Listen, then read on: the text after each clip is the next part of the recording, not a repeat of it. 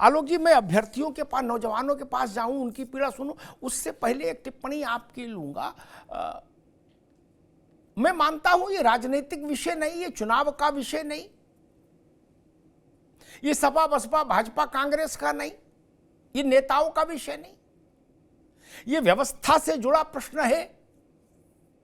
कोई भी भर्ती जो संदेह के दायरे में हो वो भर्ती ठीक नहीं हो सकती, और जिस भर्ती के खिलाफ लाखों लोग सड़क पर उतरे, हजारों लोग पीड़ा जताएं, तो व्यवस्था की जिम्मेदारी होनी चाहिए कि संशय के बादल हटे, विश्वसनीयता बहाल हो। उसके लिए अगर किसी पर 1, 2, 4 परीक्षाओं को फिर से भी कराना पड़े तो कौन सी बड़ी बात है? आलोक पांडे जी। जी, मेरा मानना है कि गंभीरतम अपराध की गंभीरतम सजा सुनिश्चित होनी चाहिए।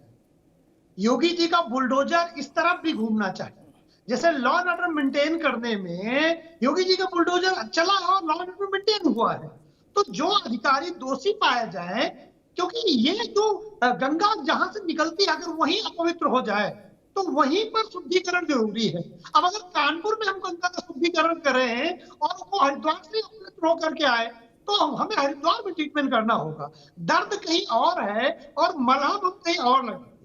ये पिछले 2 दशक का है। जब मैं विद्यार्थी था, मैं आयोग में बैठता था अखिलेश यादव जी की सरकार में, और वहां पर एक यादव जी चेयरमैन थे और उनके माध्यम से आज तक उसकी जांच चल रही है और सब हल नहीं निकला। तो ये समस्या बहुत गंभीर है। जब भी कोई विद्यार्थी होता है, पिछले 2 दशक से तो मैं कह ही सकता हूं, उस समय सरकार उनका उस तरह से ख्याल नहीं रखती। जब भी कभी पेपर लीक होता है तो ज्यादातर क्या होता है, कमेटियां बनती हैं और वो चीज न्यायालय में चली जाती है और बच्चा ओवर एज हो जाता है, उसके साथ गंभीर अपराध हो जाता है। ये राष्ट्रद्रोह से होना चाहिए।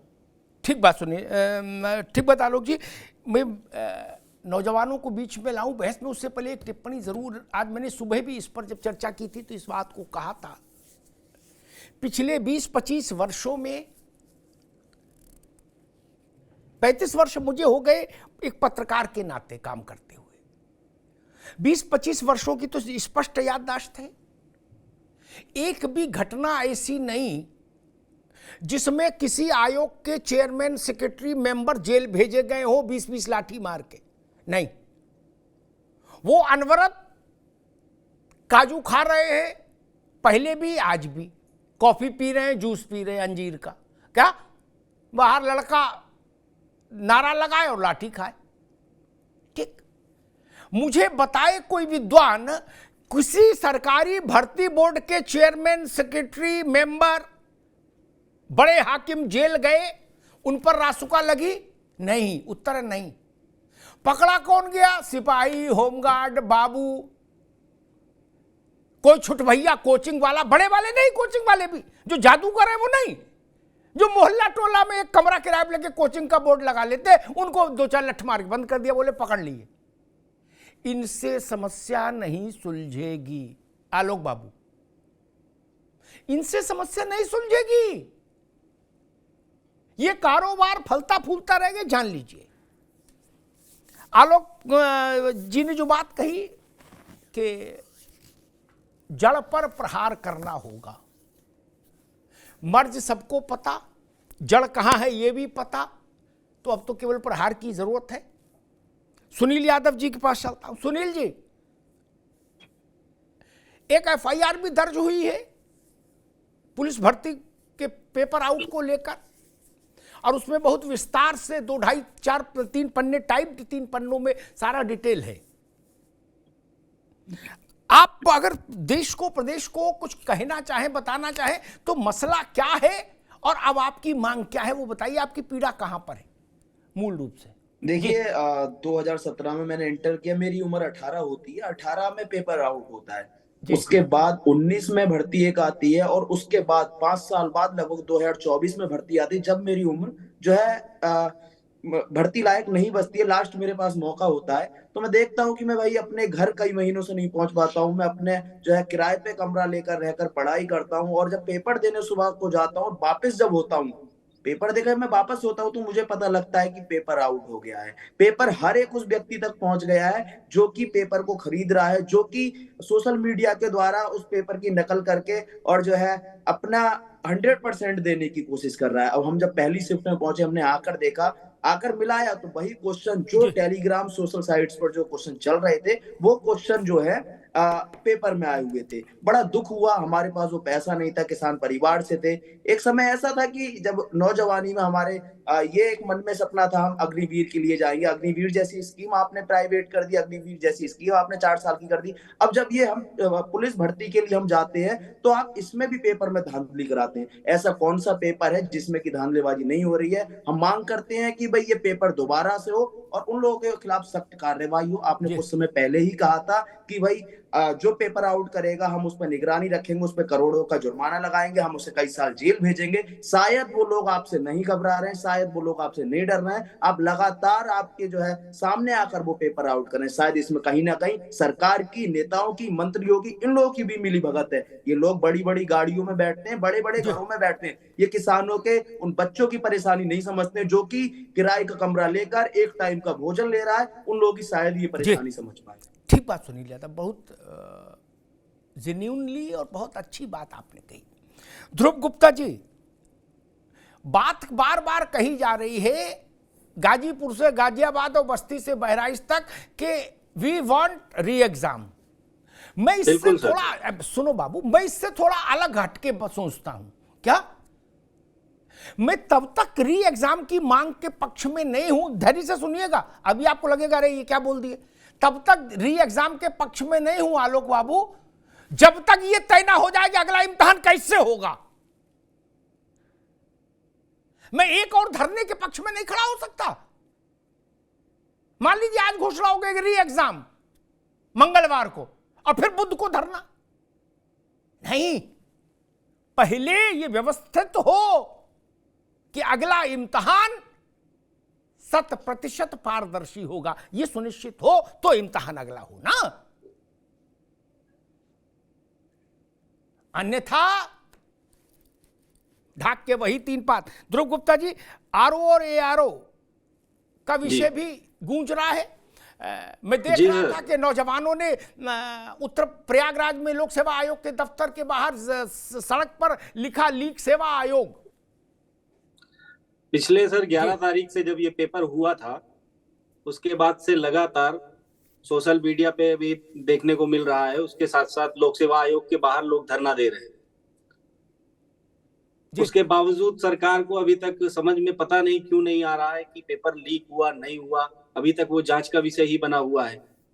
पिछले कितने पेपर हो गए हैं जो लीक होते हैं, सरकारें जांच करती हैं, उसके बाद आता रिजल्ट क्या है? छात्रों को हताशा मिलती है। तो इस पर यही कहना चाहूंगा कि सरकार को सबसे पहले अपने सिस्टम पे सुधार करने की जरूरत है। पेपर लीक कहां से हो रहा है, ये कोई छोटा तो है नहीं कि सर छोटी सी बात है कि पेपर लीक हो गया फिर हम री एग्जाम करा लेंगे। सबसे पहले इसको देखना पड़ेगा कि एक व्यवस्थित संस्था है उत्तर प्रदेश लोक सेवा आयोग, अपने आप में बहुत प्रतिष्ठित संस्था है, उसका पेपर लीक हो जाता है। 2016 में भी सर इसी तरह पेपर लीक हो गया था और 2016 के बाद में फिर उसको रद्द करके फिर पेपर कराया गया। उसके बाद अभी देखिए 11 तारीख को पेपर लीक होता है, पुलिस का फिर लीक हो जाता है जी। तो लगातार ये लीक का सिलसिला चल रहा है, तो इसमें सरकार को सुधार करने की जरूरत है ना। ध्रुव गुप्ता, आपने कहा लोक सेवा आयोग प्रतिष्ठित संस्था है, उत्तर प्रदेश की प्रतिष्ठित संस्था थी। हमने एक दौर वो देखा जो एक सज्जन जिला बदर थे आगरा में, वो इसके अध्यक्ष हो गए हैं। मूंछों में चमेली के तेल लगा के मेज पे पांव रख के बैठते थे अंदर। क्या जो जिला बदर थे वो इसके अध्यक्ष हो गए थे? भाई साहब, काहे की प्रतिष्ठित? ऐसी प्रतिष्ठा को गंगा में सिराओ। हमने तब भी नौजवानों को लोक सेवा आयोग के दफ्तर के दरवाजे पर माथा मारते देखा था। तब भी मैं ये मसला उठाता था कि कैसे कैसे सरकार कैसे कदाचारियों को आयोग में बैठा दिया गया। मैं विजय कुमार के पास चलूंगा, लेकिन फिर मैं अपनी बात पर कायम हूं। मैं री एग्जाम के पक्ष में तब तक खड़ा नहीं होऊंगा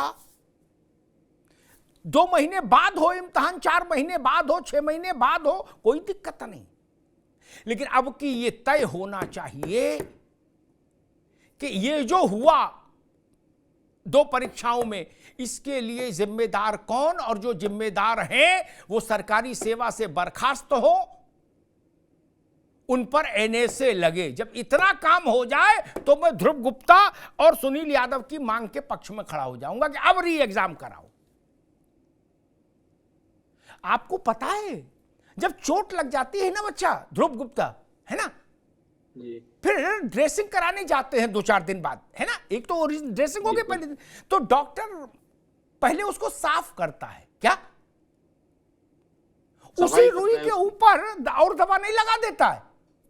ना ना ना, ड्रेसिंग तब हो जब पहले घाव साफ हो। आप री एग्जामिनेशन की मांग है वैसी कि उसी के ऊपर और बर्नोल वो बीटाडीन लगा दो ना, पट्टी हटे, घाव अनावृत हो, घाव का शुद्धिकरण हो, उसके बाद वाजिब दवा लगे, तब बात बनेगी। विजय जी, आप लोगों का भी प्रदर्शन मैंने देखा, क्या मांग है, क्या पीड़ा है और क्या समाधान हो सकता है, आपका बताइए, आपकी नजर में क्या समाधान हो सकता है?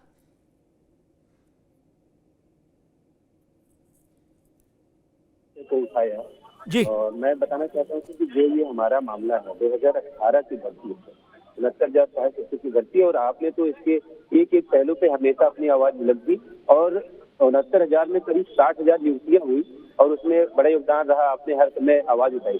जी। इसी भर्ती प्रक्रिया में आरक्षण के जो प्रावधान है, जो संविधान जो आरक्षण की व्यवस्था देता है, उसमें गड़बड़ियां की गई। बहुत लंबे समय तक हम लोगों का सर आंदोलन चला, उसको भी आपने कवर किया सर। तत्कालीन जो बेसिक शिक्षा मंत्री थे, उन्होंने बाकायदा प्रेस कॉन्फ्रेंस बुलाई और ये बताया कि विभाग से गलतियां हुई। इसके बाद हमारे 5 लोगों को सर 23 दिसंबर 2021 को माननीय मुख्यमंत्री जी से उनके 5 साझेदार समाज विद्युत आवास को बुलाया गया।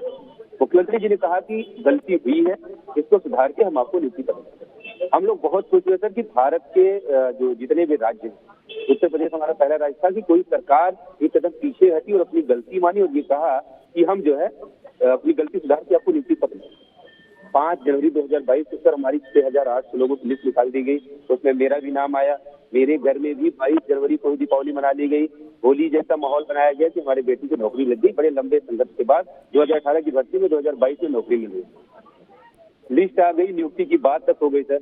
8 तारीख को आचार संहिता लग गई, उसके बाद भी बेसिक शिक्षा विभाग के अधिकारियों ने ऐसा कुचक्र रखा हमारे साथ कि हम लोग उसका दंश आज तक झेल रहे।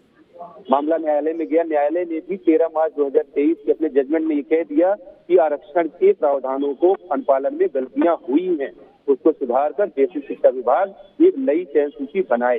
लेकिन दुर्भाग्य से आज तक न तो सरकार ने उस मामले को कोर्ट में चैलेंज किया और न ही उस आदेश का अनुपालन किया। आपने पूछा कि समाधान क्या हो सकता है, सर हमारे जो पूर्व बेसिक शिक्षा मंत्री थे सतीश द्विवेदी साहब, उन्होंने कहा कि अगर करने पे आएंगे तो अभी भी इस भर्ती में 10,000 से अधिक पद खाली हैं, सारे के सारी नियुक्तियां की जा सकती है, कोई कानूनी अड़चन नहीं है। लेकिन बेसिक शिक्षा विभाग के अधिकारी चाहते ही नहीं है कि इस मामले का हल। जब उनके पास हम लोग तक जाते हैं, वहां से जासूस गालियां दी जाती हैं।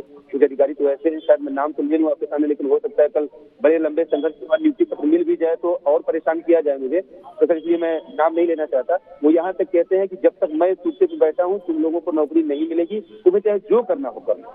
तो मेरा सर यही कहना है कि समाधान इसका यही है कि बहुत सारे पद खाली हैं और कोई कानूनी अड़चन नहीं है, सरकार जिस दिन चाहे उस दिन हमारी नियुक्ति दे सकती है। इस मामले में पहल करनी चाहिए। ठीक बात है विजय जी। कैसे कैसे लोग शासन में बाबूइज्म में आ जाते हैं, जिसको हम नौकरशाही बोलते हैं, थोड़ा सम्मानित ढंग से, जो चीजों को सुलझाने में यकीन नहीं रखते, उलझाने के लिए कमर कस के आते हैं नौकरी में कि ना हमको उलझाना।